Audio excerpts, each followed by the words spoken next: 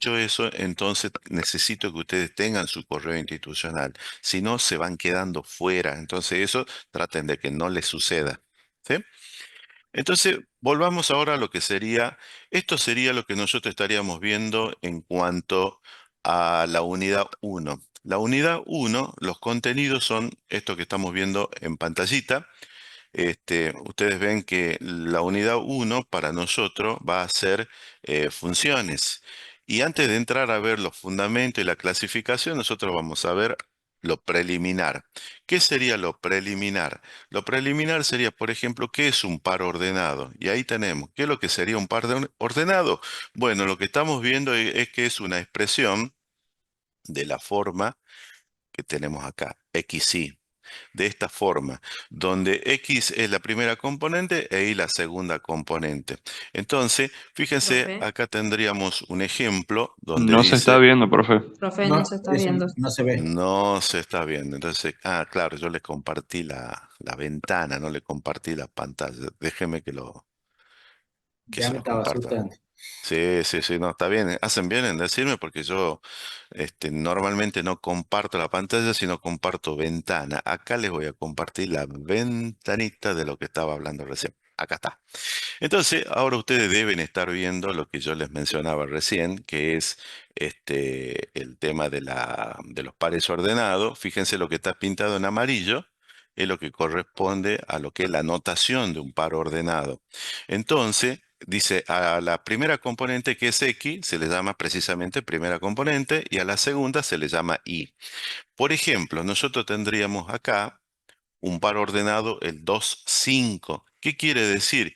Analíticamente, el 2,5 es un par ordenado. Geométricamente, ¿qué sería ese 2,5? Geométricamente hablando, Un sería punto. un punto. Ese punto tiene una representación, ¿dónde? En el plano cartesiano. ¿Por qué? Porque el plano cartesiano tiene un eje horizontal que es el eje X y un eje vertical que es el eje Y. La primera componente representa precisamente esa componente X y la segunda componente representa el eje de las Y. ¿Sí? Entonces, un par ordenado tiene una representación gráfica o geométrica. ¿Dónde? En el plano cartesiano. ¿Y qué representa? Representa un punto del plano. Por ejemplo, si nosotros hiciéramos, acá tomáramos para el ejemplo que está ahí en la pantallita, nosotros podemos decir, bueno, mira, si este es el plano cartesiano, entonces, siempre se dibuja la flechita y se le pone nombre a los ejes.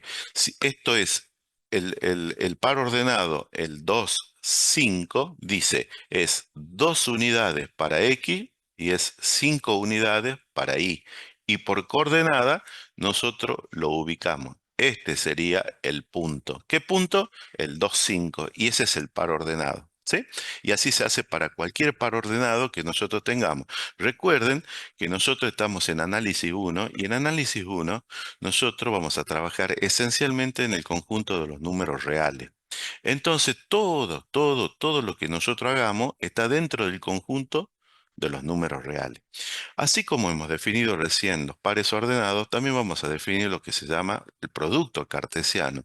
Cuando nosotros tenemos dos conjuntos A y B, que son distintos de vacío, el producto cartesiano entre A y B, y denotamos de esta forma, dice que es el conjunto de pares ordenados AB, tales que A pertenece al conjunto A y B pertenece al conjunto B. O sea, nosotros cuando realizamos el producto cartesiano entre entre dos conjuntos, ¿qué obtenemos?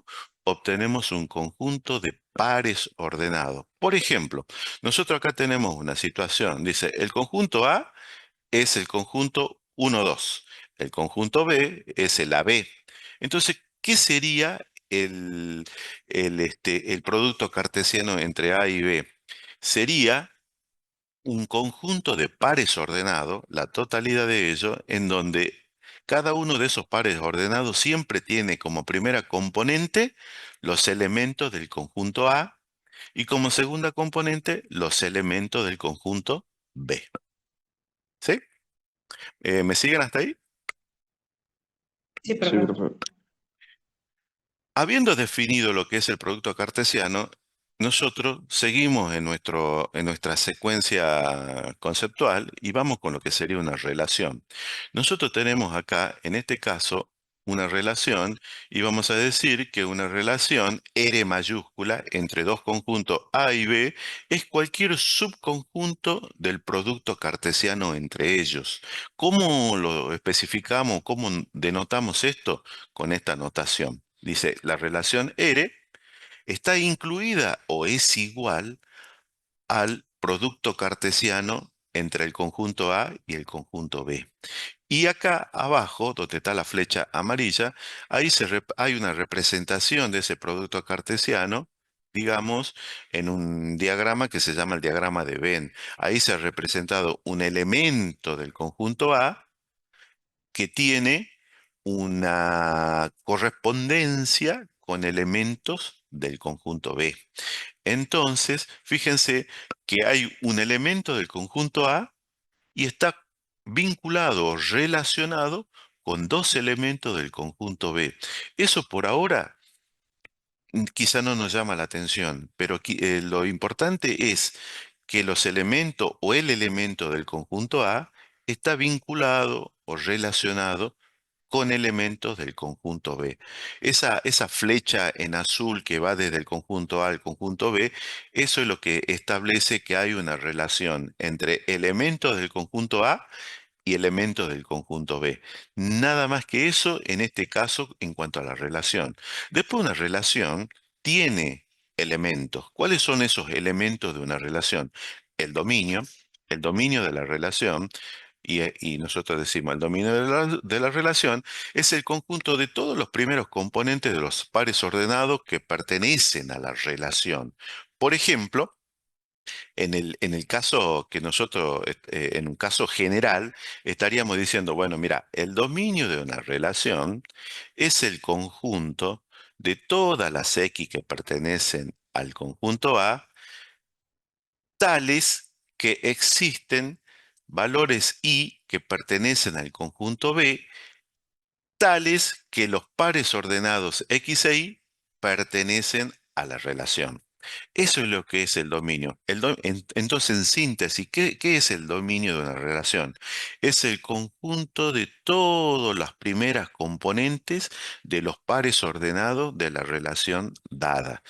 Ahora, ¿qué sería la imagen o rango de la relación? Dice que es el conjunto de todas las segundas componentes de los pares ordenados que pertenecen a la relación. Es decir, escribimos rango de la relación es el conjunto de todas las segundas componentes que pertenecen al conjunto B, tales que existe la primera componente que pertenece al conjunto A, tales que los pares ordenados X e Y pertenecen a la relación. En síntesis, son todas las segundas componentes de los pares ordenados que pertenecen a la relación que se considere.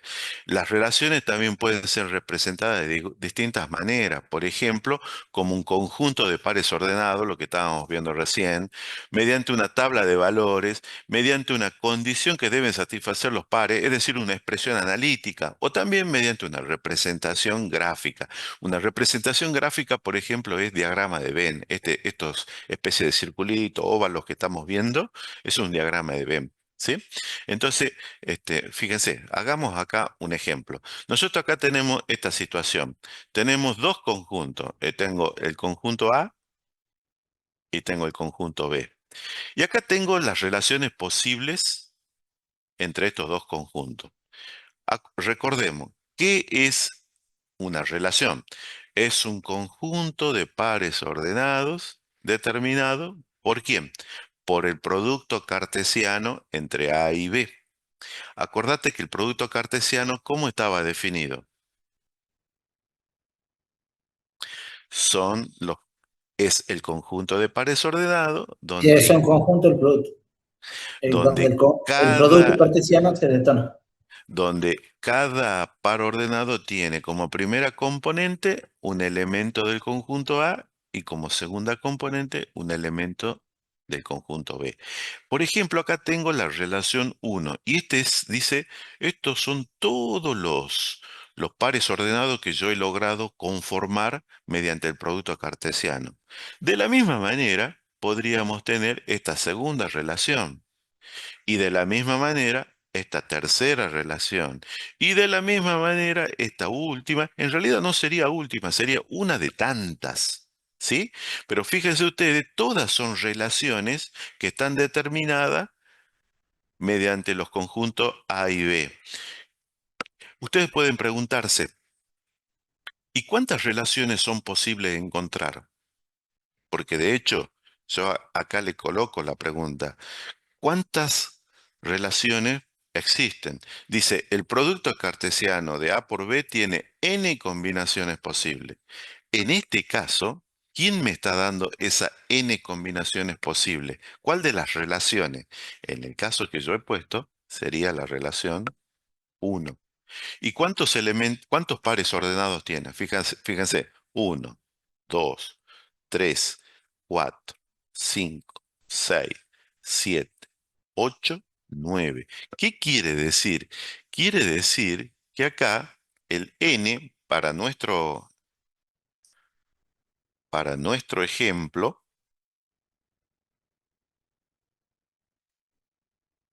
¿cuánto vale el n? El n vale 9. ¿Y cuántas son las combinaciones posibles?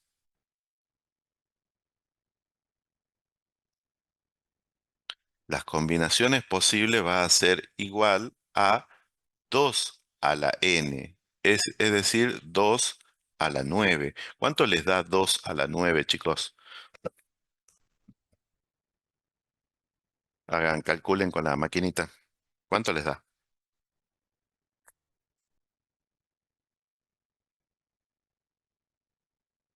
512.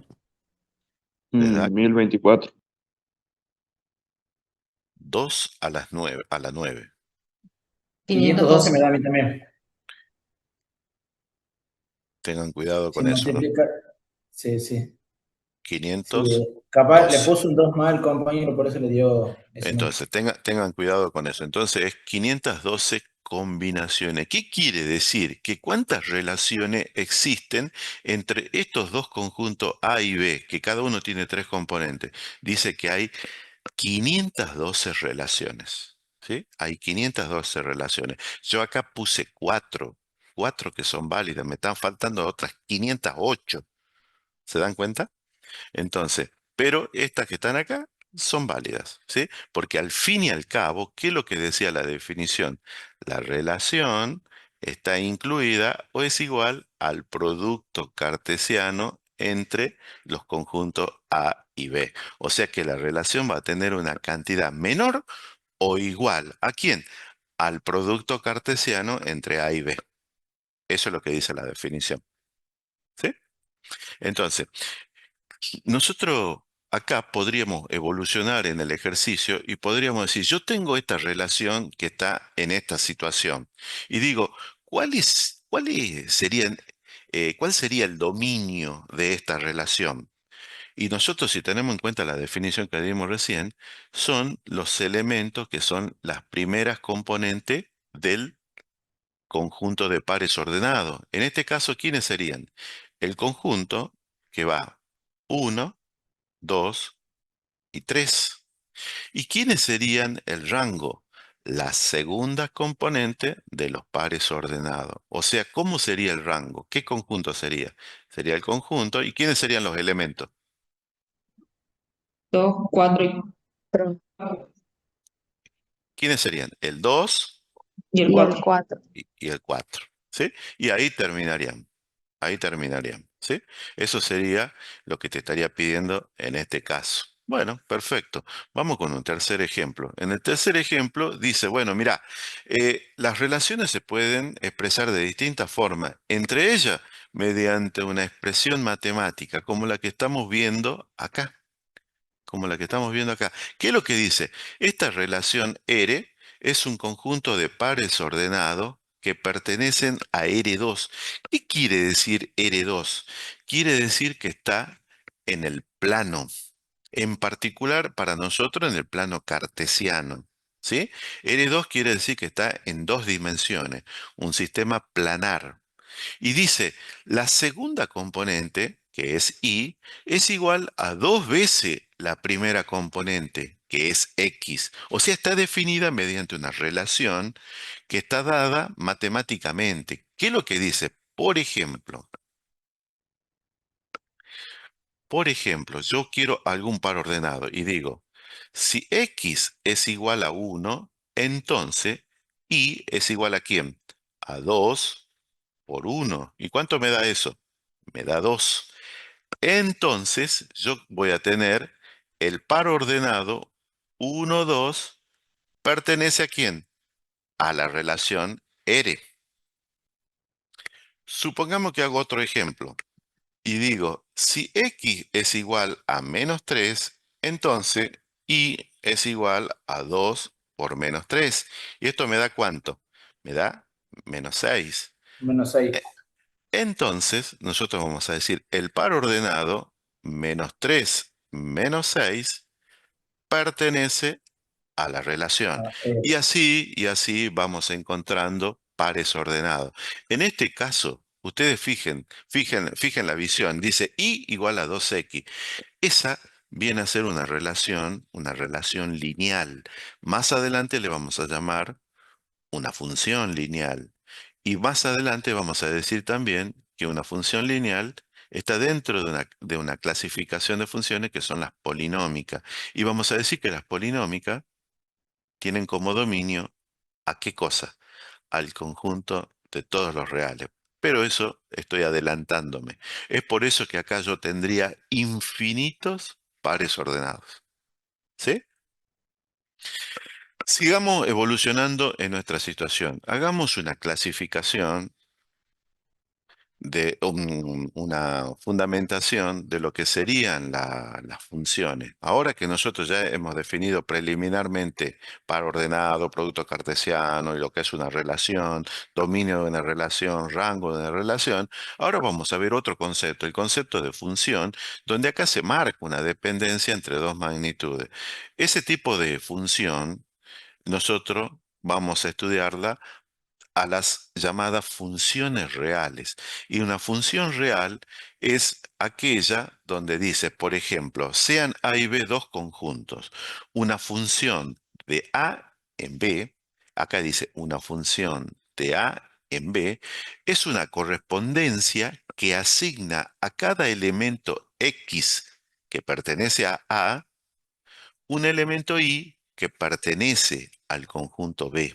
Y esto lo estamos viendo en esa gráfica que estamos viendo acá en la pantalla. ¿Cómo denotamos esa ley de correspondencia? Decimos que Y es igual a f de x. Así denotamos esa ley de correspondencia. Entonces, eso es lo que nosotros tenemos como definición de una función real, donde tanto el conjunto A como el conjunto B son conjuntos o subconjuntos del conjunto de los números reales.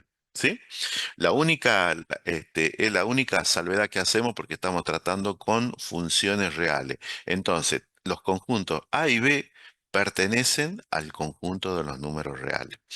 Recuerden ustedes, chicos, el conjunto de los números reales, ¿desde dónde hasta dónde se extiende? Menos infinito, infinito, ¿verdad?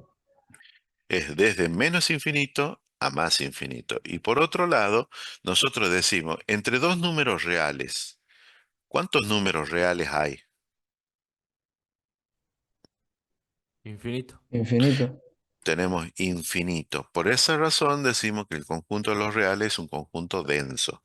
Y cuando yo tengo dos números reales, el que está a la izquierda, siempre, ¿cómo es respecto del que está a la derecha? Más chico. Es más chico. Por esa razón decimos que el conjunto de los reales es un conjunto ordenado, ordenado de menor a mayor. ¿Sí?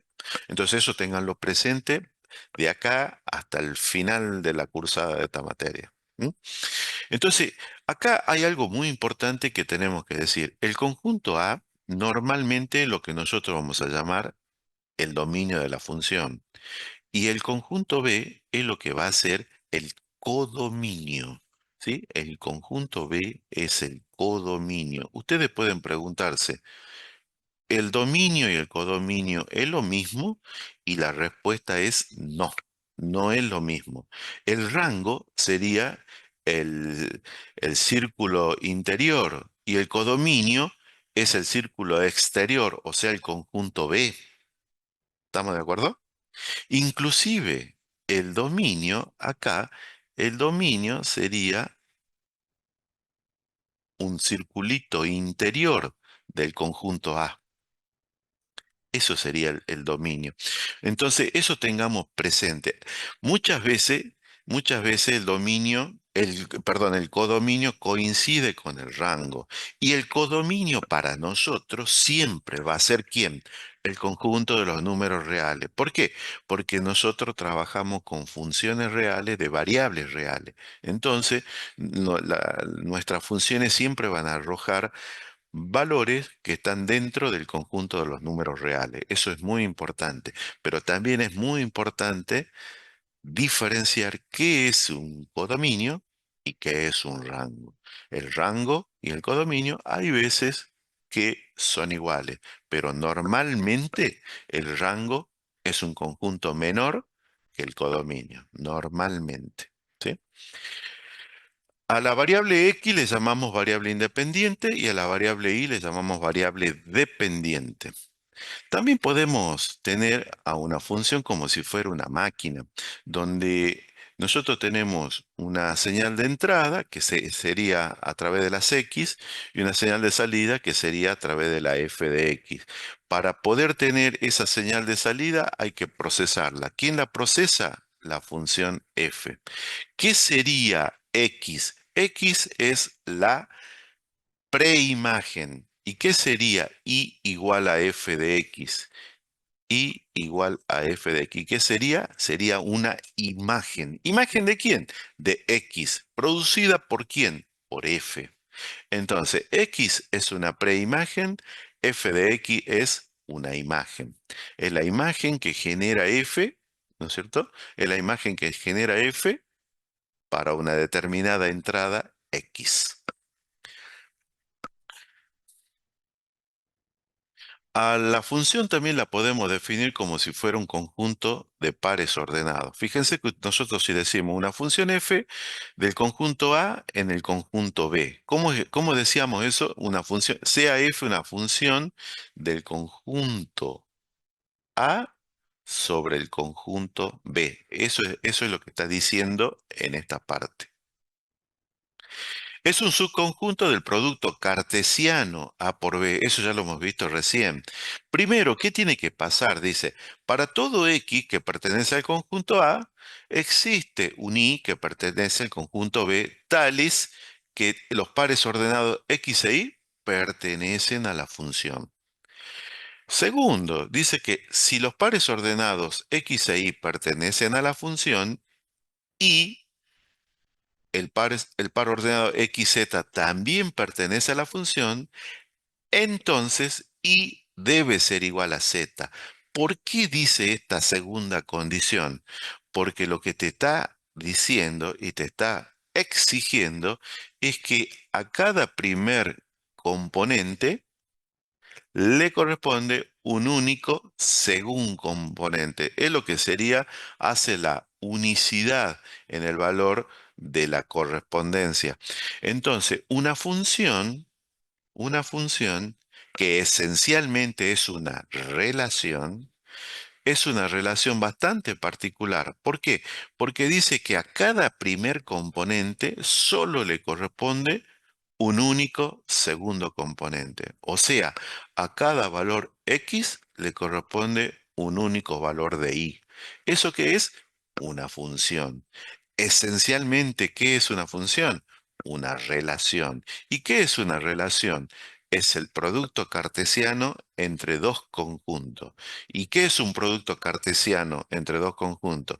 Es un conjunto de pares ordenados donde la primera componente pertenece al conjunto A y la segunda componente pertenece al conjunto B. Ese es el hilado conceptual que tenemos que hacer nosotros cada vez que razonemos, relacionemos estos contenidos. Hagamos una representación de lo que sería esta definición como pares ordenados. Acá lo tenemos en diagrama de Venn. Tenemos un elemento X del conjunto A y un elemento Y del conjunto B. Están relacionados o tienen una ley de correspondencia. ¿Quién es esa ley de correspondencia? F. Es por eso que nosotros decimos que los pares ordenados X e Y pertenecen a la función.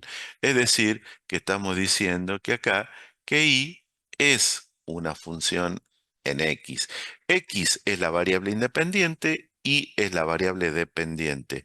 X en los pares ordenados es la primera componente e Y es la segunda componente. A X también se le llama abscisa y a Y se lo llama ordenada. ¿Qué representa gráficamente un par ordenado? Representa un punto del plano. ¿De qué plano? Del plano cartesiano. ¿Cómo está formado el plano cartesiano? Está formado por dos ejes, un eje horizontal que corresponde a las X y un eje vertical que corresponde a las Y. El punto donde se intersectan estos dos ejes, ¿cómo se llama?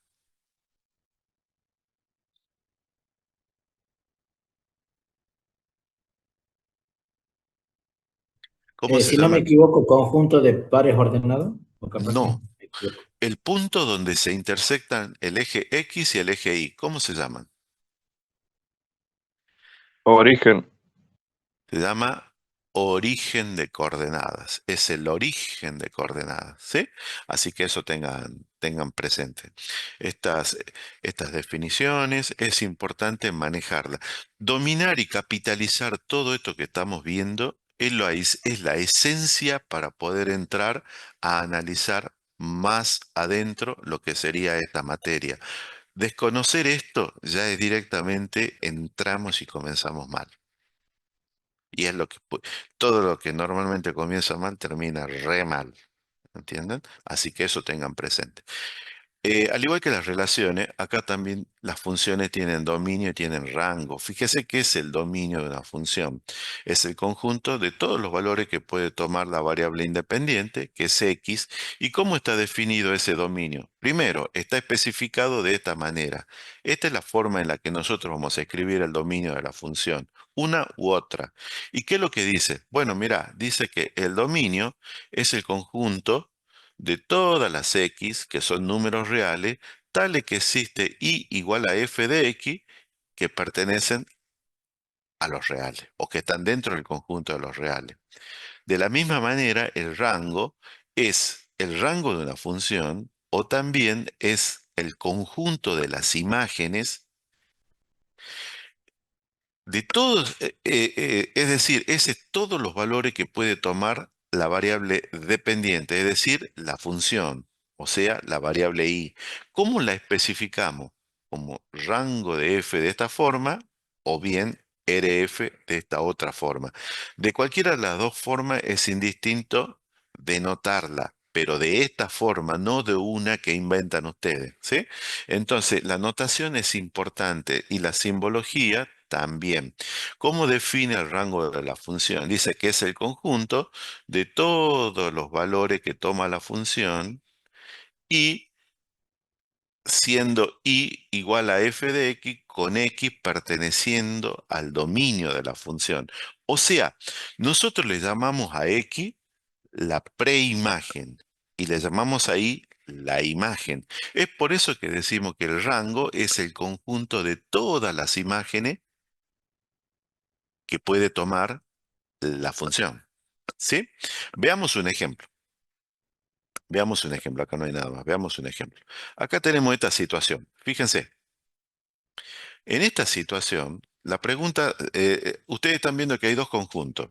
Conjunto A y conjunto B. La pregunta sería la siguiente. Acá hay una función. A esa función yo le voy a llamar función f. Y esa función f, veamos lo siguiente. ¿Cuál sería el dominio de la función?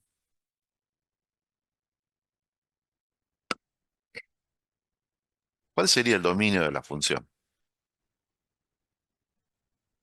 X, No. El conjunto A, ¿verdad? En este caso sería el conjunto A. ¿Por qué sería el conjunto A?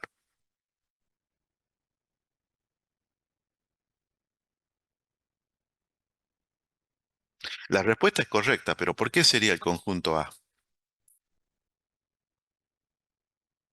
Porque para cada elemento corresponde uno del otro grupo. Sí, señor, esa es la respuesta. Entonces, es decir, dicho de otra manera, a cada uno de los elementos de A, cada uno de los elementos de A tiene una imagen en el conjunto B. Entonces vos vas a decir, bueno, mira, entonces mi dominio es X1, X2 y X3, ese conjunto. ¿Cuál sería el codominio?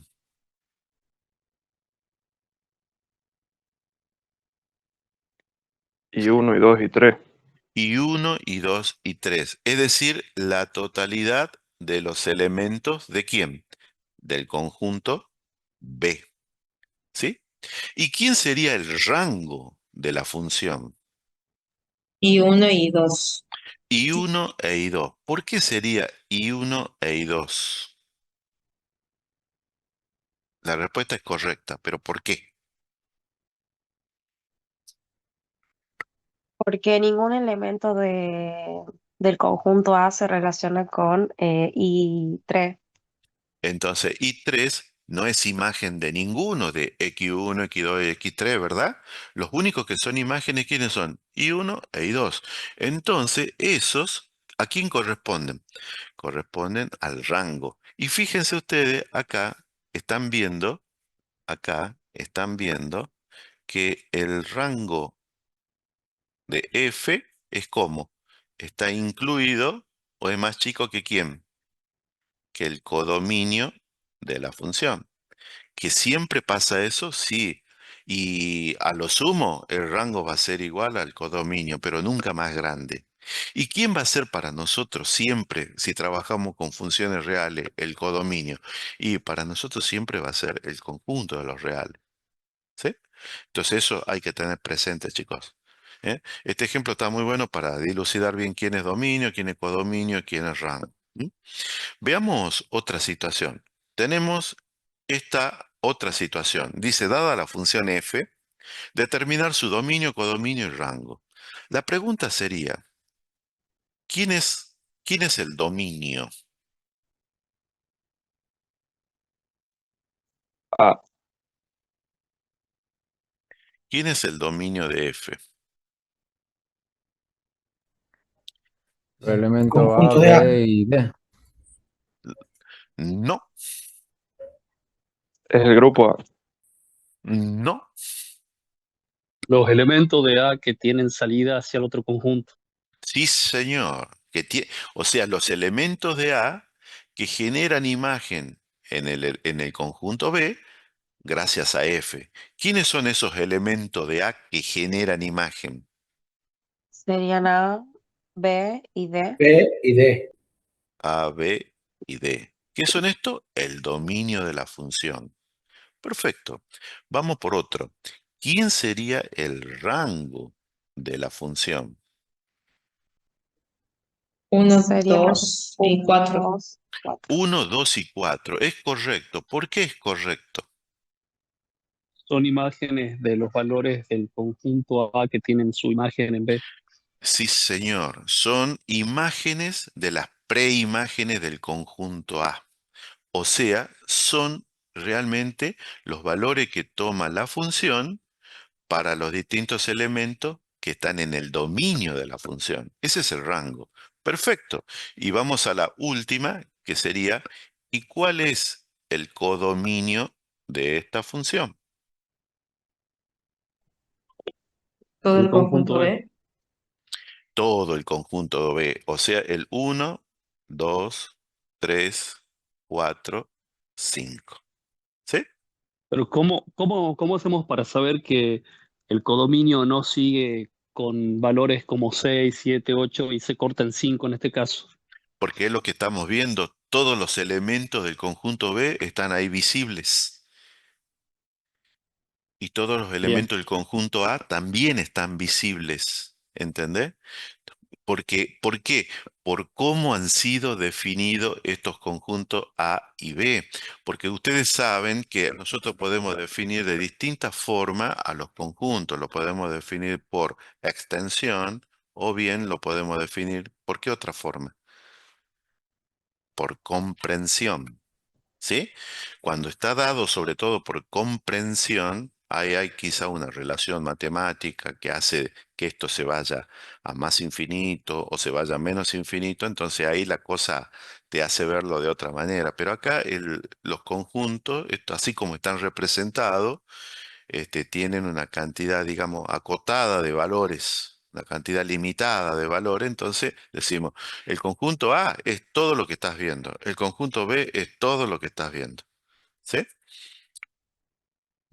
Bien.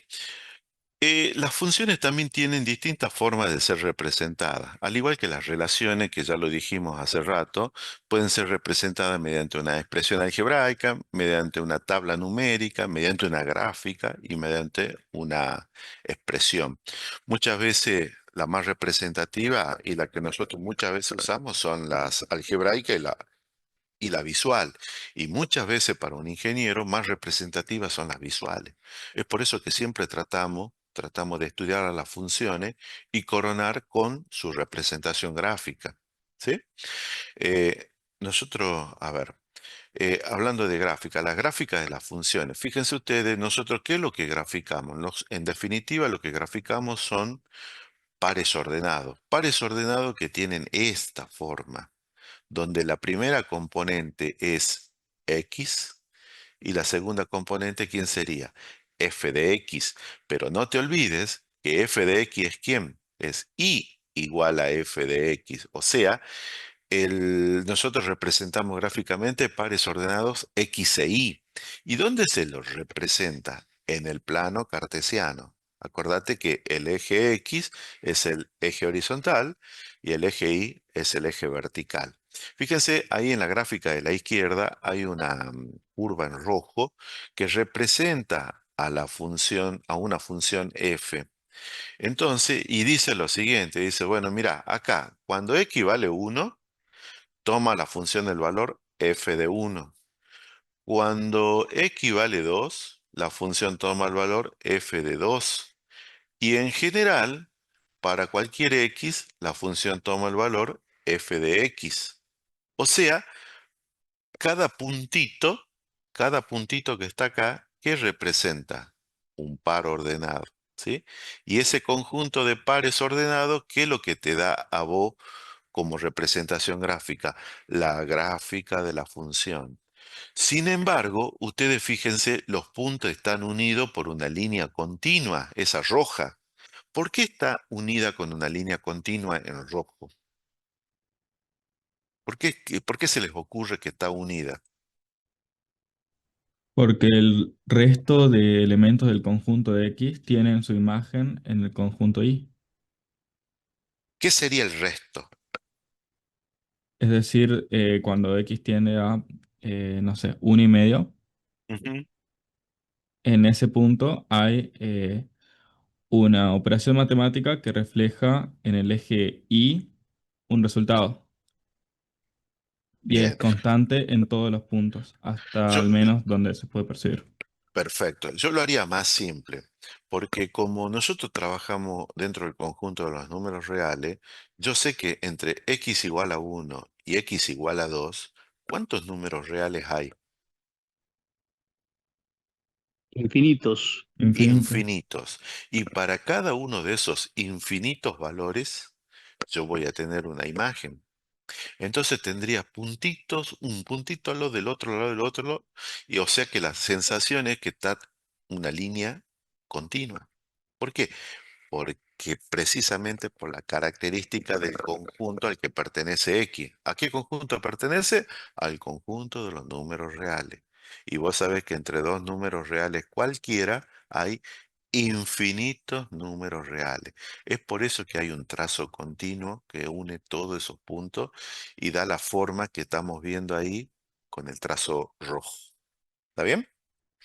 Si nosotros a esa gráfica la proyectáramos sobre el eje horizontal, ¿qué es lo que estaríamos determinando? Estaríamos determinando el dominio de la función. Y si la proyectáramos sobre el eje vertical, tendríamos el rango de la función. Es una manera, digamos, gráfica, práctica, de ver quién es quién. ¿Quién es el dominio? ¿Quién es el rango? ¿Dónde lo veo al dominio? Sobre el eje X. ¿Dónde lo veo al rango? Sobre el eje vertical. ¿Sí? Eso ténganlo presente. Fíjense, nosotros tenemos una situación como esta. En una situación como esta, ¿qué es lo que tenemos acá? Dice, consideremos la función f de x igual a x al cuadrado, definida para todos los números reales. Tomando puntos de su dominio podemos realizar su gráfica. ¿Cómo hacemos eso? Bueno, nosotros tomemos puntos. ¿Qué sería tomar puntos? Tomar puntos significa que armemos una tablita de valores, ¿no es cierto? Hagamos una tablita de valores. Hagamos una tablita de valores y acá vamos a poner, bueno, mira, esto es x y esto es f de x. ¿Qué valores posibles puedo darle a x? Por ejemplo, ¿puedo darle -2? Sí. El -1, -1, 0, el 1, 0, 2. el 2. Por ejemplo, les doy esos valores. Yo sé que le puedo dar el -3, el -4, el -5,2, el Pi. 1,25, el 2 tercios. Es decir, puedo darle todos los valores reales en este caso. ¿Por qué? Porque la función con la que estamos trabajando es una función de qué forma, de qué tipo. Es una función que tiene la forma de un polinomio. Y le adelanto, las funciones polinómicas tienen dominio, que es el conjunto de los números reales, es decir, la totalidad de los elementos del conjunto de los números reales. Fíjense ustedes acá en este caso, cuando x vale -2, ¿qué valor toma f de x? Toma el valor -2 al cuadrado, y eso te da ¿cuánto? Te da 4. 4. Cuando x vale -1, -1 al cuadrado hace que valga 1. 0 al cuadrado, esto vale 0. 1 al cuadrado, esto vale 1. Y 2 al cuadrado, esto vale 4. Estoy representando algunos pares ordenados nada más, no la totalidad. Entonces acá tengo, este es el par ordenado, -2, 4. Este es el -1, 1. Este es el 0, 0. Este es el 1, 1 y este es el 2, 4. ¿Por qué lo digo en ese orden? Porque la primera componente es x y la segunda componente es f de x para los distintos pares ordenados, ¿verdad? Entonces, acordate, acá yo voy a tener un par ordenado. ¿Ese cuál va a ser? El -2, 4. Acá, ¿cuál va a ser? El -1, 1. Acá, el 0, 0. Luego tengo el 1, 1. Y luego tengo el 2, 4. Entre otros. No quiere decir que sean la totalidad. Son los que yo vengo representando. Ahora, suponete que hago la representación gráfica de estos pares ordenados. Entonces yo voy a hacer la representación gráfica y fíjate lo que me va a quedar. Lo que me va a quedar va a ser lo siguiente, fíjate. Este es el eje X, este es el eje de las Y y este es el origen de coordenadas. Lo que yo voy a ir obteniendo es, fíjate, si esto es el punto -1 y digamos que esto es -2. Luego esto es 1 y esto es 2. Digamos que esto sea 4, esto es 2 y esto es 1. Fíjense, ¿cuál sería el -2, 4? El -2, 4 sería que yo lo ubique por coordenada. Entonces, este es el -2, 4. ¿Cuál sería? Este que está acá. Ese es el -2, 4. ¿Cuál sería el -1, 1? De la misma manera, por coordenada, subo y este viene por acá. Entonces, este sería el -1, 1. ¿Cuál sería el 0, 0? El que está en el origen de coordenada. Luego, ¿cuál sigue? El 1, 1. Y ese 1, 1 sería este que está acá. ¿Y cuál sería el otro? El 2, 4. El 2, 4 es este que está acá. Entonces, nosotros tenemos estos puntitos. Estos son los puntitos con los que nosotros hemos trabajado acá en esta tablita. Pero sabemos que entre -2 y -1, ¿cuántos números hay? Números reales. Hay infinitos. Por lo tanto, nosotros vamos a decir, bueno, mira, la gráfica de esta función más o menos tiene este aspecto. Más o menos es la forma que tiene y ahora la dejamos representar. ¿Sí? ¿Está bien? Fíjense ustedes, fíjense ustedes. Acá, ¿cuál sería el dominio de esta función? Nosotros hemos dicho que es una función polinómica y las funciones polinómicas tienen dominio, los reales. ¿Cuál sería el rango de esta función? De 0 a 0 a infinito. infinito. De 0 a infinito y lo toma al 0, ¿verdad? Y ahora, ¿cuál sería el codominio?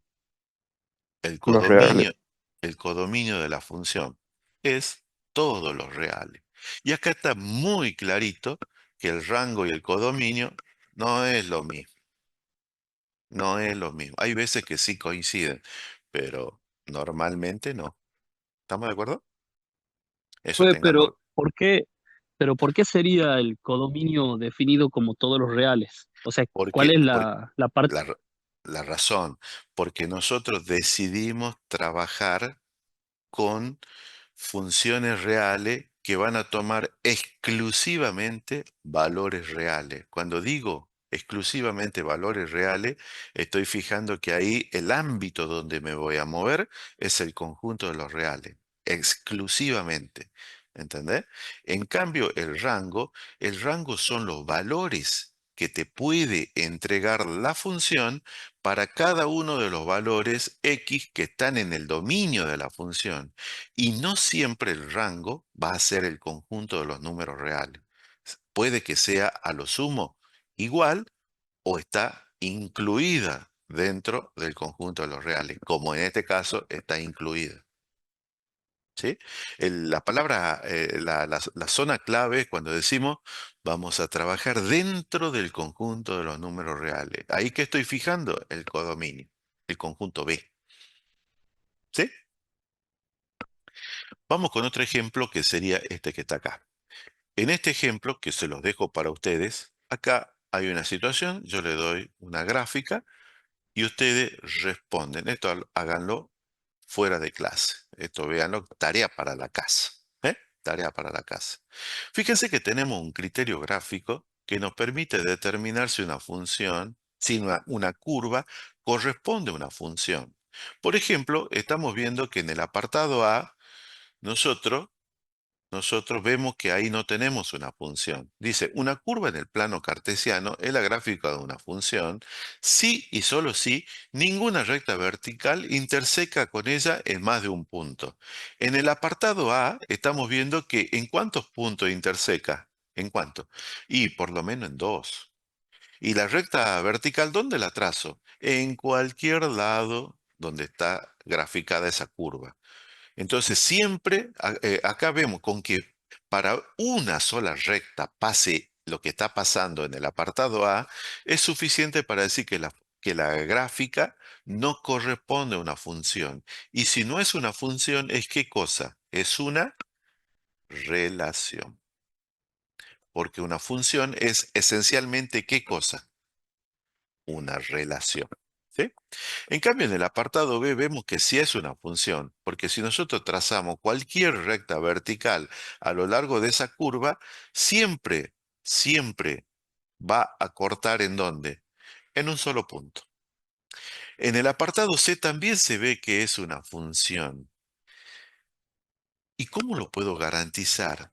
Si ahí veo que esa recta vertical no está cortando en ningún punto. ¿Por qué dice que sí es función? ¿Con qué ejemplo lo podemos asociar que ya hemos visto?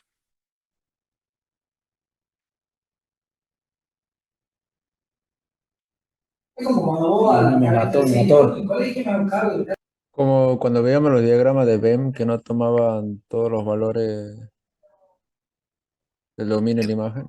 En este caso, Sí, es. en este caso. Este caso es precisamente lo que está pasando acá en el apartado C. Es precisamente lo que está pasando. Pero si nosotros esa recta vertical la pusiéramos más a la izquierda o más a la derecha, siempre vamos a observar que la gráfica, que la recta corta a la gráfica ¿en cuántos puntos?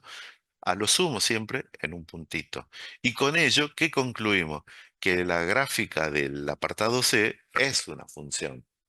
¿Sí? Yo pregunto, a ver, ¿estarían en condiciones de dar cuál es el dominio de esta función en apartado C?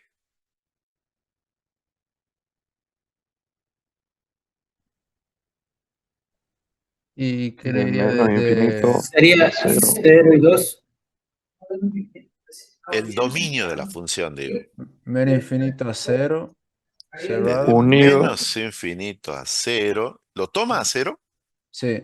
Sí, señor. ¿Qué más? Unido a Sí, 2 que lo toma a sí, infinito. a más infinito. Perfecto. ¿Cuál sería el rango? Desde 1 a infinito. Desde 1 y lo toma Sí. desde 1 a más infinito. ¿Y cuál sería el codominio? Los reales. Los reales. ¿Por qué? Y bueno, porque eso es lo que nosotros hemos dicho desde el vamos. Estamos trabajando dentro del espectro de los reales. El codominio, ¿cómo va a ser siempre? Los reales. ¿Sí? Otra vez estamos viendo el rango es más chiquito que el codominio. ¿Sí? Entonces eso hay que tenerlo bien presente. También tenemos, por ejemplo, las intersecciones con los ejes. Ahí tenemos nosotros una gráfica donde ustedes están viendo los puntos que están sobre el eje horizontal, que yo les voy a llamar, por ejemplo, el punto A y el punto B. Los puntos A y B corresponden ¿a quién? A la intersección con el eje. ¿Con qué eje? Con el eje. ¿Con quién? Los puntos A y B son la intersección con el eje. ¿Con qué eje? Cero. Abscisa. Con el eje X, ¿sí? Y al que yo le voy a llamar el punto C es la intersección ¿con qué eje? Y Con el eje Y. ¿Cuál es la característica que estamos viendo en los puntos A y B? Déjenme que pregunte. Vamos con el amigo Daniel Corbalán. ¿Qué estamos viendo en el punto A y B? ¿Cuál es la característica de esos dos puntos? Que tienen el mismo punto en X, profe, en cero. No es el mismo punto. ¿Qué estás tratando de decir?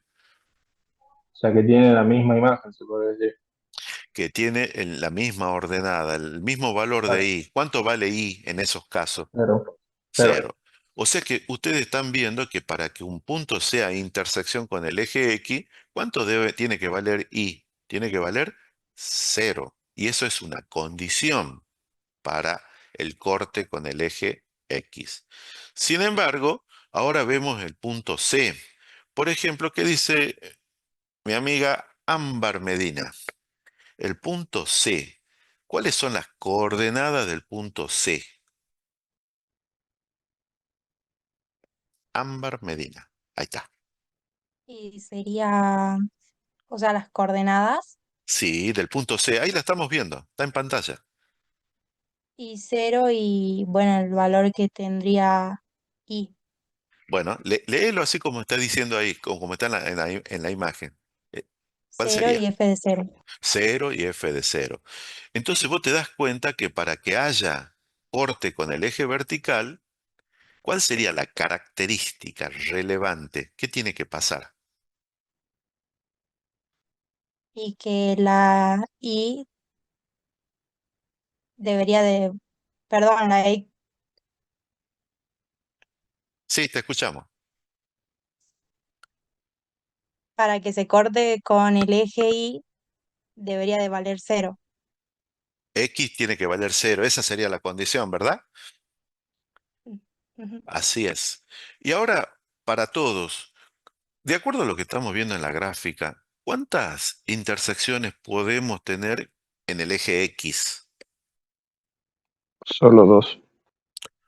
En general, no en esta grafiquita, en general. Infinito. ¿Solo podemos tener 2? Infinitas, Infinita en Podemos X. tener porque trabajamos con infinitas. números reales. Sí, señor. Podemos tener infinitas intersecciones sobre el eje X. ¿Y sobre el eje vertical, cuántas? Una. También infinita. Una única. Una. También infinita. ¿Están de acuerdo con eso? Por ejemplo, mi amigo Marco Bazán. ¿Estás de acuerdo, Marco?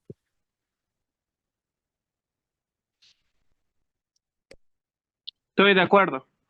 ¿Estás de acuerdo? ¿Por qué? Porque trabaja con los números reales. No, no sería eso. ¿Por qué sería, profe? Bueno, por eso vos me decís que estás de acuerdo. Seguramente tenés un porqué.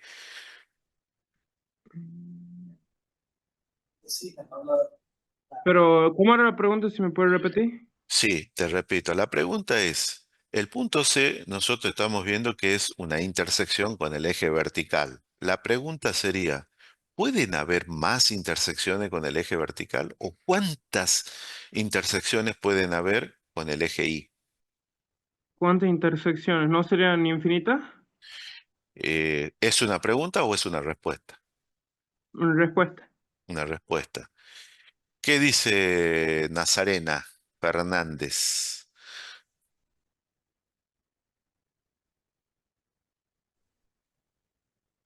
Creo que sí, igual que en el eje X, serían infinitas intersecciones, obviamente que no en esta gráfica, sino en otra.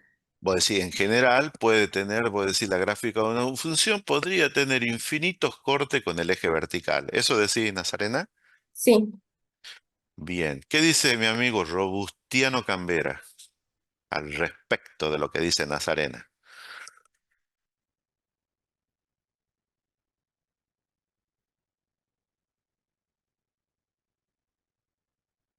Robustiano Cambera. Profe, Sí, ¿no sería de 0 a infinito ¿qué cosa? la, los números que podría abarcar? No, no estamos pidiendo rango, no estamos pidiendo eso. Fíjense, chicos, piensen un poquito en las definiciones que nosotros hemos ido. Solo puede tener una. Solo puede tener una. ¿Por qué solo puede tener una? Porque en Porque caso de si no, no tener sería otra, ya no función. es función. Esa es la respuesta, porque si tuviera más de una intersección con el eje vertical, ya deja de ser una función. Fíjese, miren, yo voy a hacer un dibujito por acá, pongo X y pongo Y. Entonces hago un dibujito, qué sé yo, ponerle, tengo esta y que corta así. Y le llamo G, por ejemplo. Y estoy viendo que hay un corte acá y hay un corte acá. Y estoy viendo que si yo trazo una recta vertical por x igual a 0, ¿cuántas veces me está cortando a la curva en rojo? En 2 puntos. Y habíamos dicho que por el criterio de la recta vertical, esta curva, si es cortada por una recta vertical en más de un punto, esta curva no pertenece a quién?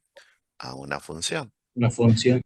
Entonces, para que haya intersección con el eje vertical y la gráfica corresponda a una función, solamente ¿cuántos cortes puedo tener con el eje vertical?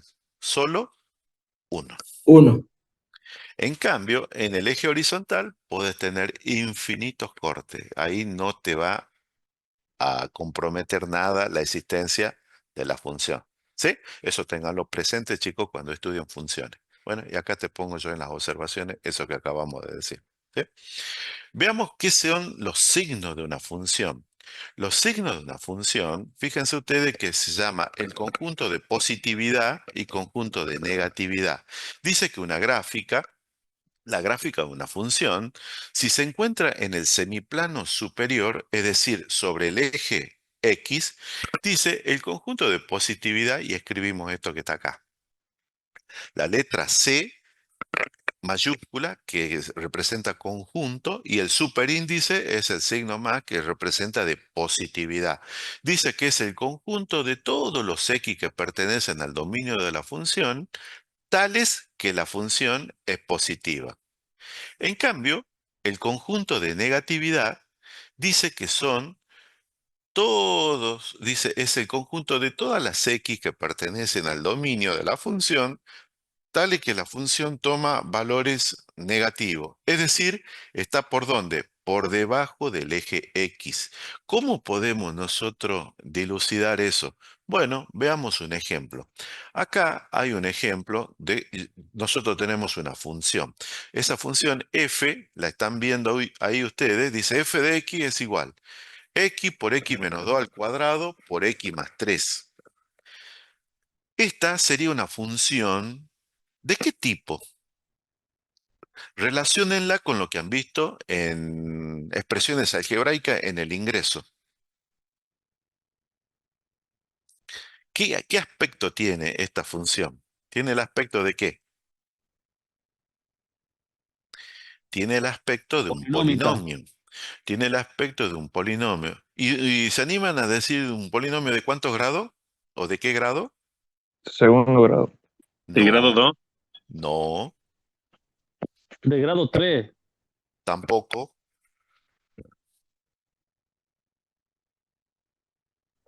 Sería de grado 4, profe. De grado 4. De grado 4. ¿Por qué de grado 4? Porque ustedes tienen ese polinomio está expresado en su forma factorizada y tiene 1, tiene 2 factores y tiene 3 factores. Ya al tener 3 factores, ya por lo menos es polinómica de grado 3. Pero resulta que hay uno de los factores que es de grado 2. Entonces, ya le sumo un gradito más, o sea que la función es polinómica de grado 4. ¿Sí? En donde, ¿cuál sería x1? ¿Cuál sería la primer raíz? 0. 0. La segunda, 2. 2 positivo. 2. Y la tercera, Menos Menos 3. 3. menos 3. Fíjate, la raíz x igual a 0.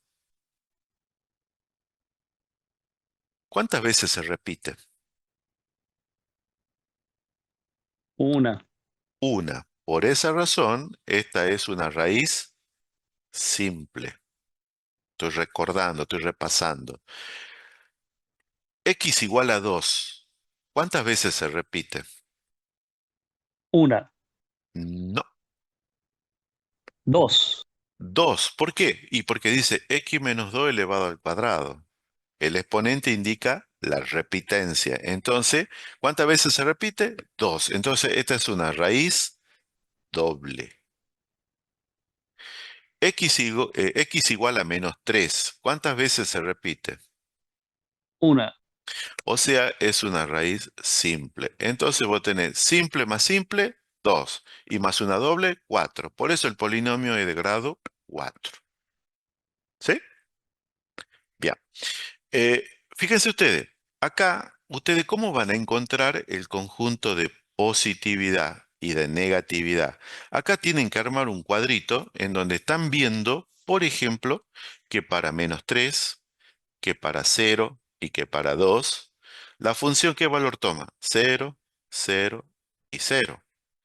¿Cuál sería el dominio de esta función?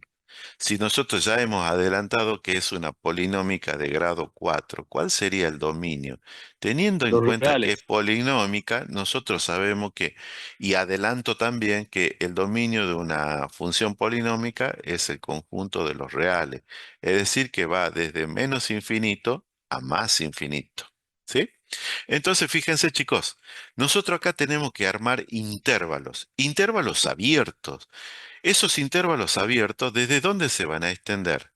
Desde menos infinito, ¿hasta dónde el primer intervalo? A menos 3. Hasta menos 3. Y ahí pongo un paréntesis. ¿Por qué? Porque no lo toma a menos 3. Cuando vale menos 3, la función, ¿qué valor toma? 0. Y acordate que el 0 no tiene signo. ¿sí? Luego, ¿qué otro intervalo tengo? Y tengo un intervalo que va desde -3 hasta ¿dónde? 0. Hasta 0, otra vez abierto. Después tengo otro intervalo que va desde Cambio 0 hasta ¿dónde?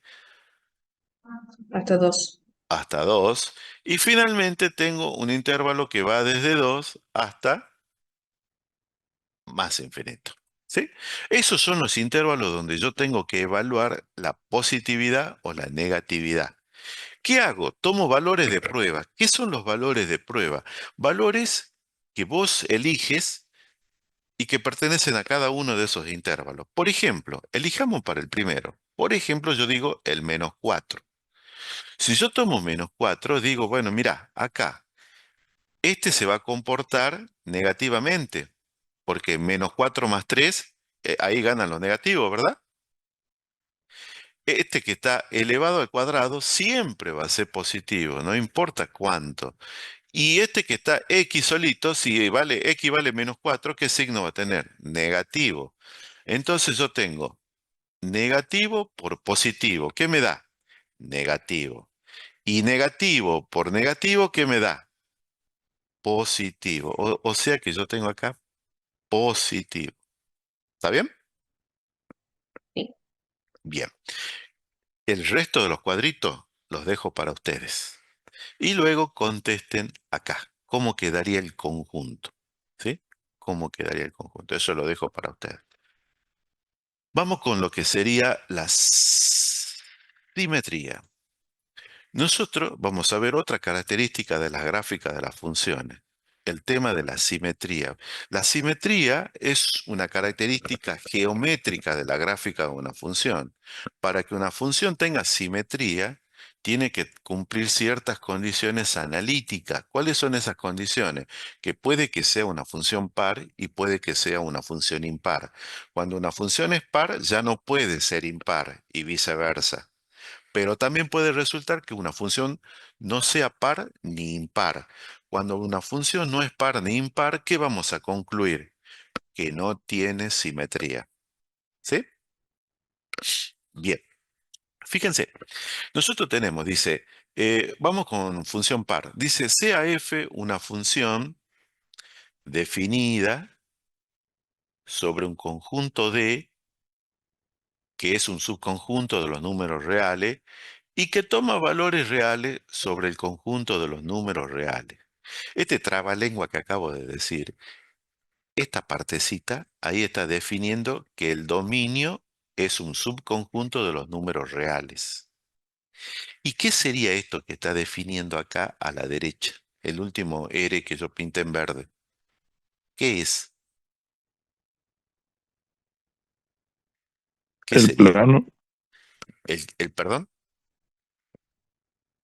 el plano, No.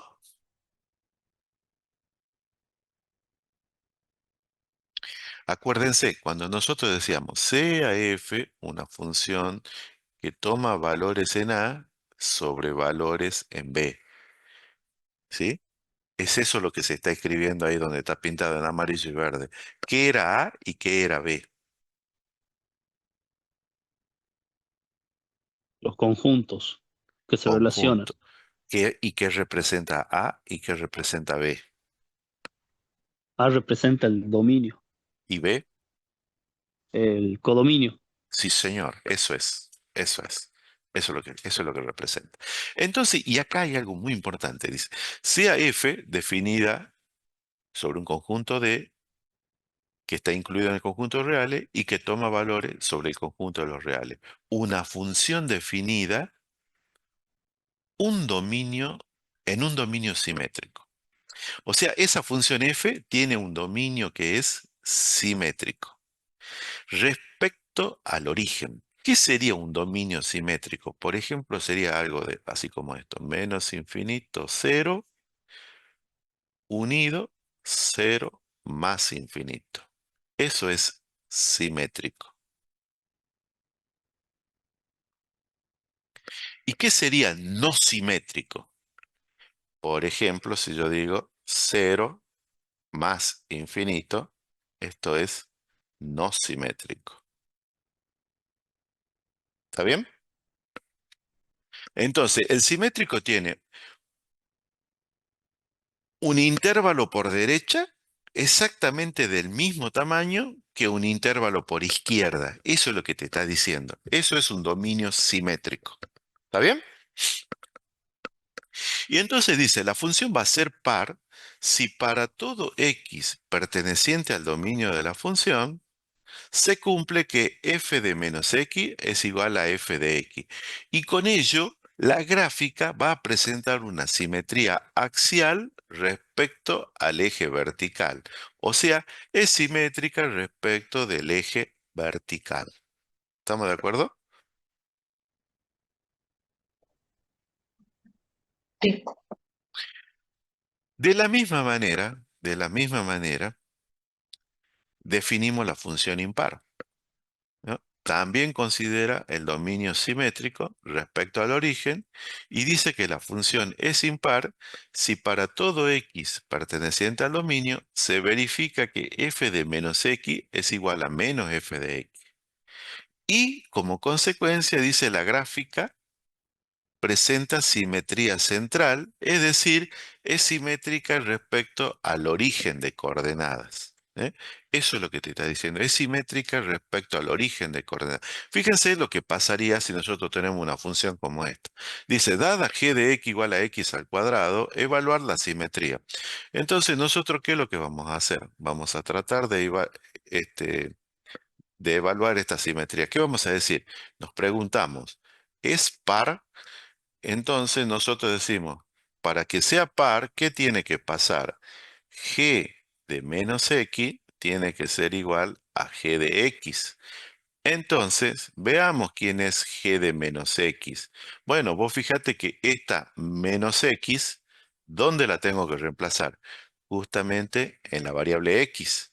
Entonces, ¿qué voy a escribir? Voy a escribir menos x elevado al cuadrado. ¿Y esto qué te da? Menos x al cuadrado. Te da x al cuadrado. ¿Y esto es igual a quién? A g de x. Por lo tanto, ¿qué estamos viendo? Por lo tanto, estamos viendo que g es como, es par. Como ya encontré que es par, tengo que buscar o probar que sea impar. La respuesta es, No. la respuesta es No. no, porque si es par, ya no es impar y viceversa. ¿Sí? Entonces, si la función es par, nosotros decimos presenta, ¿qué es lo que presenta? Presenta simetría respecto de quién? Al eje El Y. eje Y. Respecto del eje Y. Ahí está. Eso sería G, es una función par.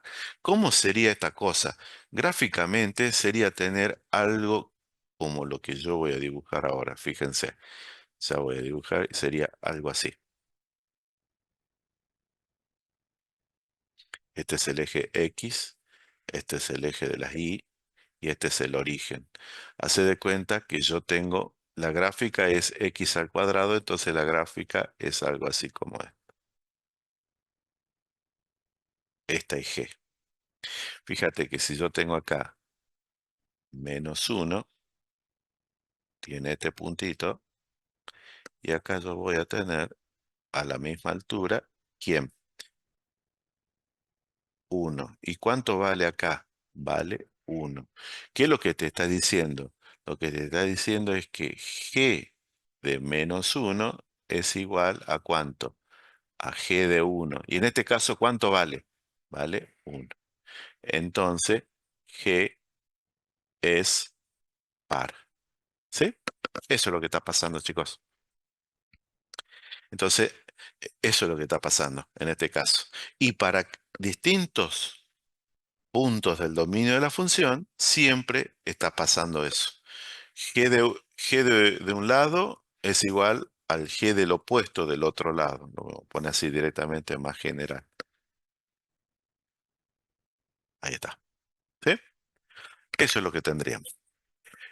Nosotros tenemos acá un teorema. Hay un teorema muy importante que es el teorema de la descomposición. Cualquier función real, f, puede expresarse de manera única como la suma de una función par y una función impar.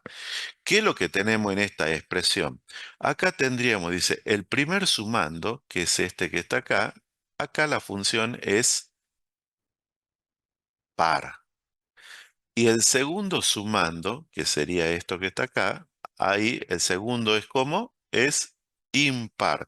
Entonces dice, una función cualquiera, vos la podés expresar como la suma de una función par y una función impar. Y esa es la forma de descomponer a una función par y a una función impar. Hay operaciones, esto es muy importante para las unidades de mucho más adelante. Por ejemplo, nosotros podemos realizar operaciones con las funciones pares e impares. Por ejemplo, si sumamos o restamos dos funciones pares, me da como resultado una función par. Si sumo o resto dos funciones impares, me da como resultado una impar. Pero si sumo o resto una par con una impar, dice que la función no es par ni impar. Entonces, ¿qué termino diciendo de la simetría? No, no tiene simetría.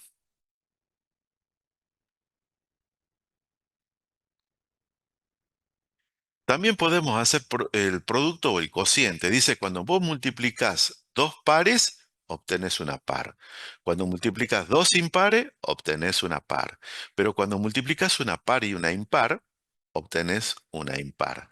Lo mismo es válido todo para el cociente, pero siempre tengan cuidado que la que está en el denominador siempre sea distinto de cero, ¿sí? Porque si la función es cero en el denominador, ¿qué le pasa a la función resultante? ¿Qué le pasa? Se indetermina, ¿sí? Se indetermina. Bien. Esto se lo dejo como ejemplo para ustedes. Monotonía. En la monotonía, ¿nosotros qué evaluamos? Evaluamos el crecimiento y el decrecimiento de una función. ¿Qué es lo que vamos a ver? Vamos a ver que una función puede que sea creciente, puede que sea decreciente o puede que sea constante en un intervalo cualquiera. En un intervalo cualquiera en donde está definida. ¿Sí? Fíjate que cuando dice, si x1 es menor que x2, entonces f de x1 es menor que f de x2, la función ¿cómo es? Estrictamente creciente. Eso ya lo vamos a ver. ¿A qué se refiere con el estrictamente? Fíjense, acá tenemos unos dibujitos que nos indican cuándo una función es creciente y cuándo es decreciente. Fíjense, ¿qué es lo que podemos decir ahí de la función creciente y de la decreciente? ¿Qué se puede decir? ¿Cuándo es cuál? Acá, por ejemplo, nosotros en la del apartado A, estamos viendo que para en el intervalo x1, x2, ¿qué tengo? Es creciente, estrictamente.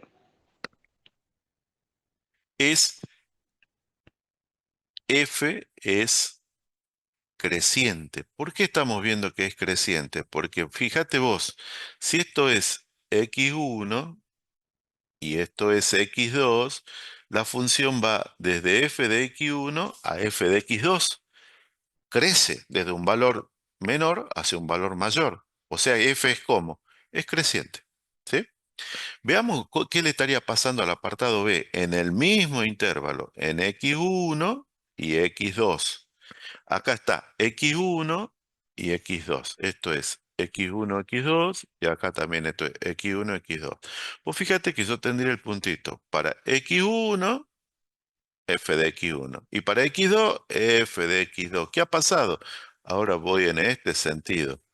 ¿Qué le ha pasado a la función? Cada vez que x1 pasa al valor x2. ¿Qué le pasado a la función? Ha decrecido. Entonces es decreciente. Pero ahora fíjense ustedes, ¿qué pasaría si yo tengo una situación como esta? Si yo tengo una situación como esta,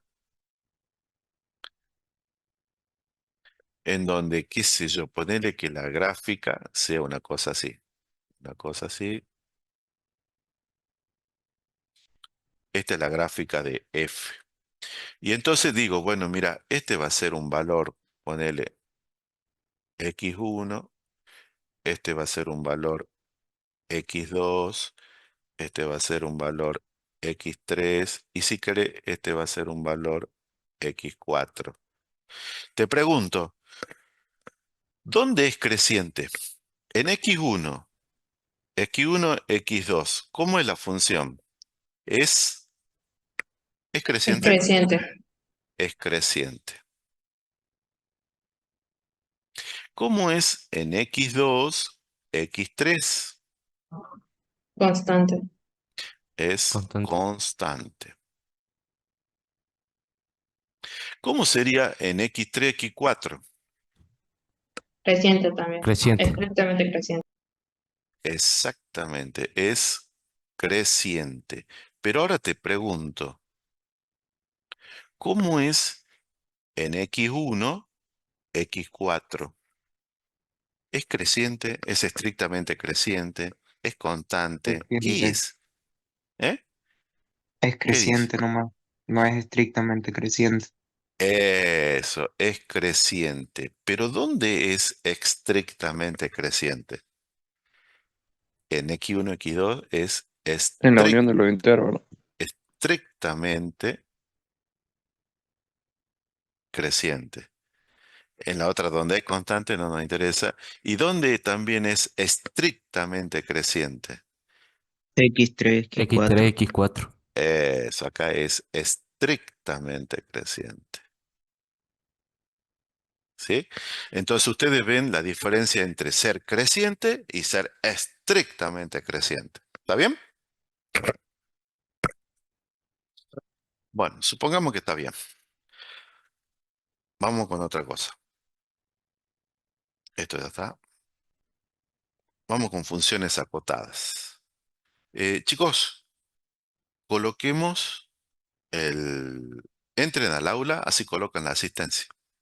Entren al aula, así colocan la asistencia. Yo voy a dejar de compartir un segundito y voy a buscar cuál es la clave.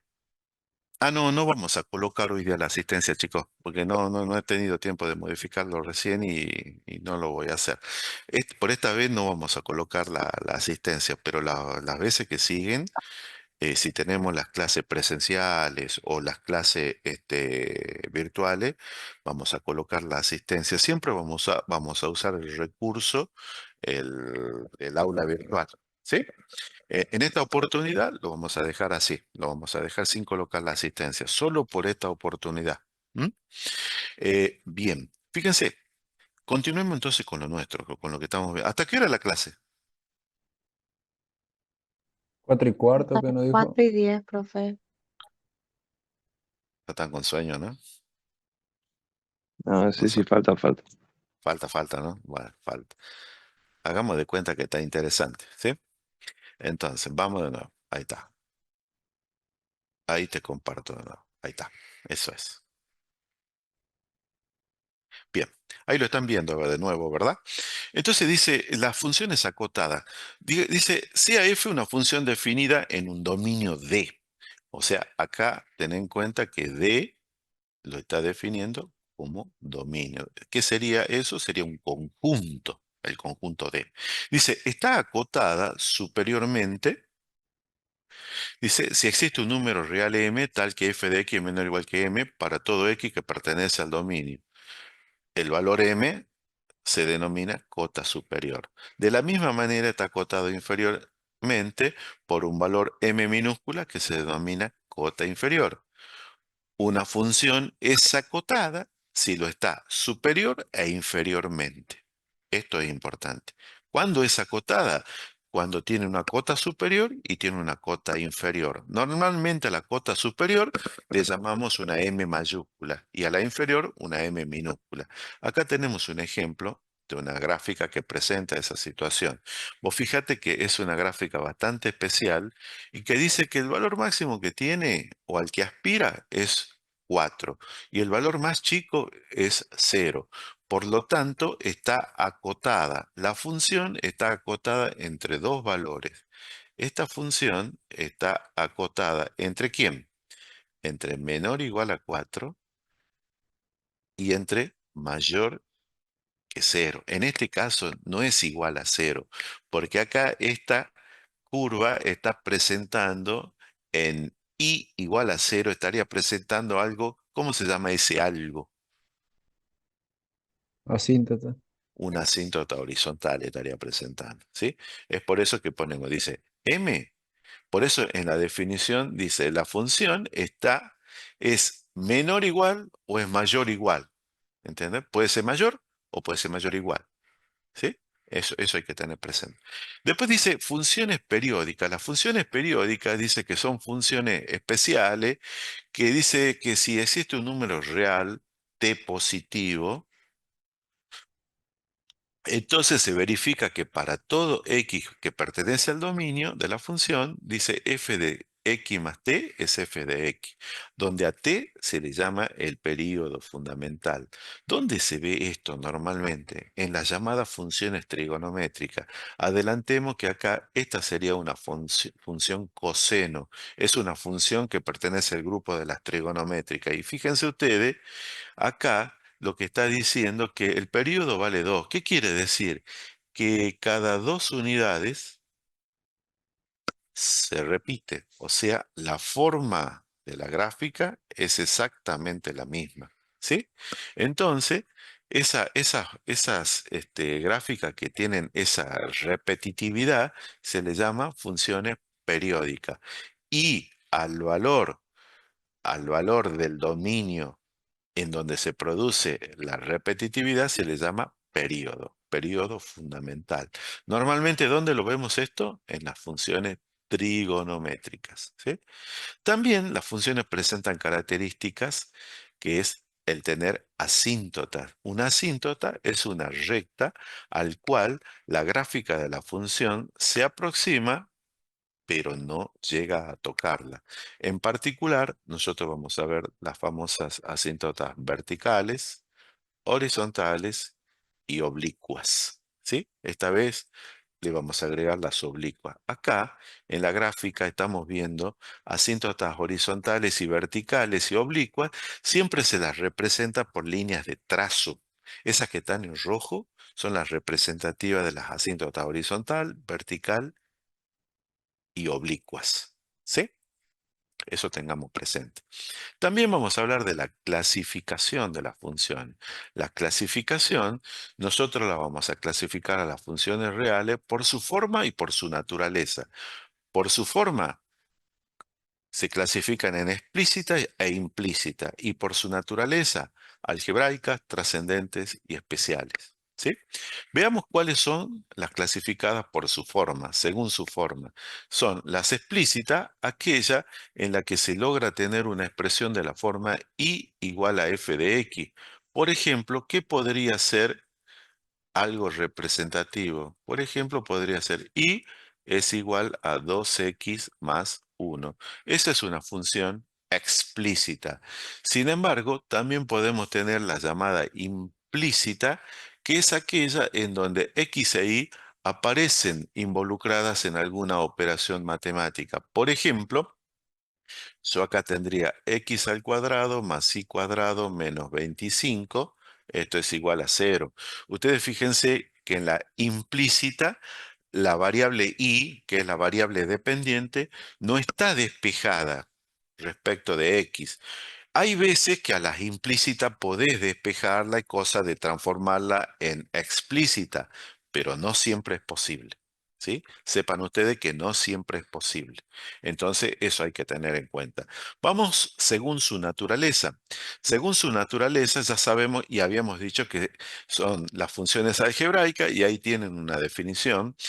Y las funciones algebraicas contemplan a las polinómicas, racionales e irracionales, las trascendentes, a las exponenciales, logarítmicas y trigonométricas, y las especiales que nosotros en nuestro curso, la única especial que vamos a ver va a ser la función valor absoluto. ¿Sí? Comencemos con las funciones polinómicas.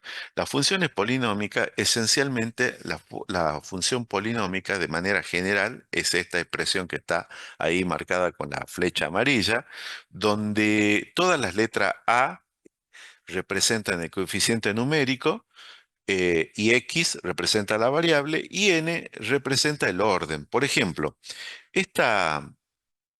esto que acabo de pintar en amarillo, A sub N por X a la N, ese es el término principal de la función polinómica. Es el término que marca el grado de la función polinómica. Si n vale 5, decimos, es una función polinómica de grado 5. Si n vale 2, es una función polinómica de grado 2. ¿Sí? En cambio, a sub 0 es el término independiente, es el término en donde no está la variable x.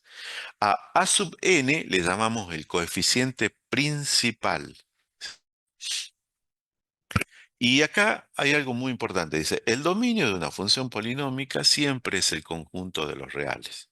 A menos que se diga lo contrario, pero siempre es el conjunto de los números reales. ¿Qué más? Bueno, acá tenemos una descripción de cuáles son cada uno de los parámetros que intervienen en una función polinómica. Veamos la polinómica de primer grado o también llamada función lineal. ¿Qué aspecto o qué estructura matemática va a tener? Va a tener esto que está acá. Dice, f de x es a sub x, a por x más b, donde a es distinto de 0. ¿Por qué ponemos a distinto de 0? Para garantizar que la función es de grado 1. ¿Qué representa A? A representa la pendiente, que muchas veces se la llama M. Y B es la intersección con el eje y muchas veces se la llama ordenada al origen. La gráfica de una función lineal es lo que se llama una recta. Y como es una función polinómica, su dominio es todos los reales. Coincidentemente, en este caso, el rango también es los reales, pero no siempre es así. El dominio siempre es los reales, pero el rango no siempre es así. Fíjate, la función f, ¿de qué grado sería la función? Perdón, la función f tiene a. ¿Qué signo tendría a, que viene a ser la pendiente? ¿Qué signo viene a tener? Positivo. Es positivo. La función g, ¿cuánto vale a? 0. 0. Y la función h, ¿qué signo tiene a?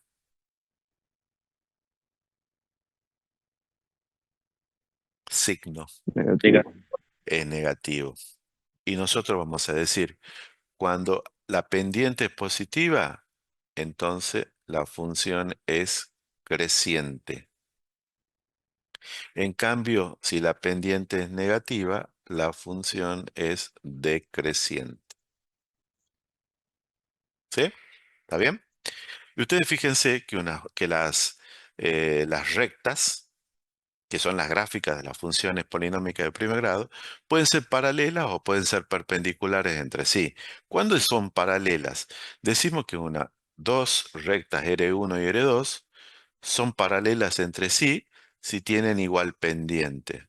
Y son perpendiculares entre sí si el producto de sus pendientes me da ¿cuánto? Me da -1. ¿Cómo sería esto gráficamente? Gráficamente sería lo siguiente, fíjate.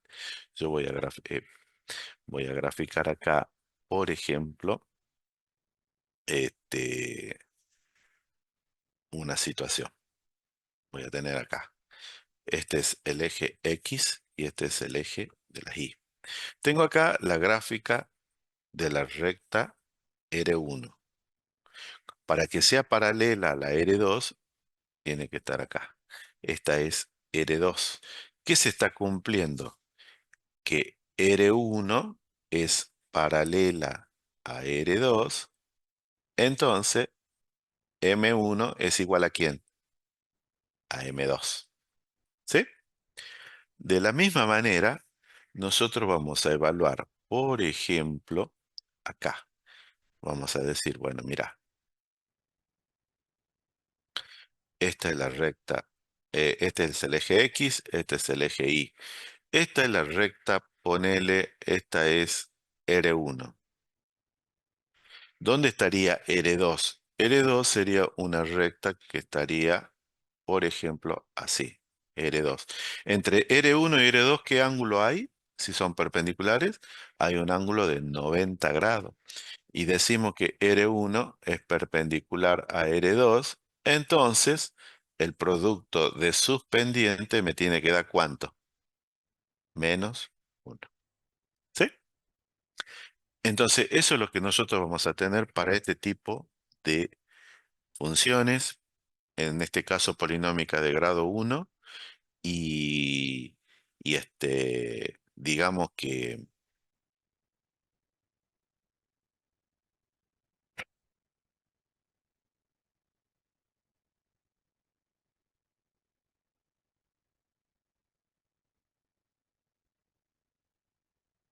digamos que la...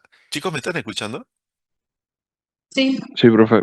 Bueno, entonces, eh, digamos que estas funciones son, por suerte no son muy complicadas, pero a medida que vayamos avanzando en la clasificación vamos a ver que se van complejizando, ¿eh?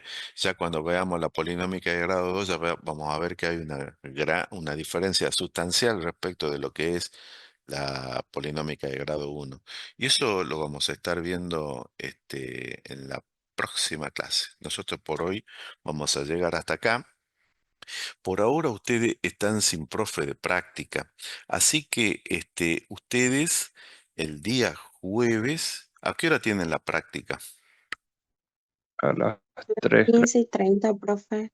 15:30. Entonces hagamos una cosa, ese día jueves vamos a volver a encontrarnos nosotros y vamos a completar la teoría y vamos a seguir avanzando.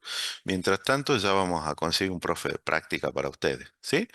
¿Qué es lo que vamos a hacer? Yo les voy a ir colgando en el aula virtual. Hay un TP0, que es que corresponde a inecuaciones, para que eso lo trabajen en casa. La idea es que lo trabajen y se pongan al día con eso. Calculo que la semana que viene vamos a publicar el TP1, ¿sí? Entonces, la idea es pónganse a trabajar y arranquen digamos, las ganas de hacer cosas porque va a ser un año bastante especial. Fíjense, el día de hoy ya tenemos una clase virtual, así que va a haber mucha contingencia, entonces la idea es que no nos complique la existencia, sobre todo a ustedes que son los que tienen que rendir. ¿Sí? Chicos, ha sido un gusto y nos estamos viendo el jueves. ¿Sí? Nos vemos el jueves. Profe, ¿puedo hacer Hasta una mañana, consulta profe. antes de terminar? Pregunte. Yo justo hice cambio de comisión porque estaba en otra comisión. Ujú. Y con el tema del aula, ¿usted me puede agregar o tengo que hablar para que me cambien? Porque me sale el ingeniero Sevilla, a mí me sale en la parte del aula virtual. ¿Pero de qué comisión estás? Estaba en la K6, pero ya estoy inscrito en la K8, solamente que en el aula todavía no está el cambio, parece. Bueno, vos mandame tu captura del CISAK donde me diga que estás en la K8 y yo te voy a Bien. matricular. ¿Ah? ¿Por dónde se lo pasa? A través de mi correo institucional que figura ahí en mi perfil de usuario. Bien, bien, bien. ¿Sí? Bien. Chicos, Eso y no lo mismo para el resto. Si alguno ha hecho ese trámite y ya lo tiene concretado, me escribe a mi correo institucional y hace la captura del CISACAD y yo los voy a cambiar, yo no tengo problema, pero en la medida de que estén ya dentro del CISACAD, ¿sí? Entonces, chicos, nos Profe, estamos viendo el jueves. ¿Eh? te- profe, tengo una consulta. Pregunte. ¿La clase del jueves va a volver a ser una clase virtual o va a ser No hay presencial? paro, ese es presencial, no hay paro. Ok, ok. Dale, Muchas nos vemos. gracias. Chao, chicos, hasta luego.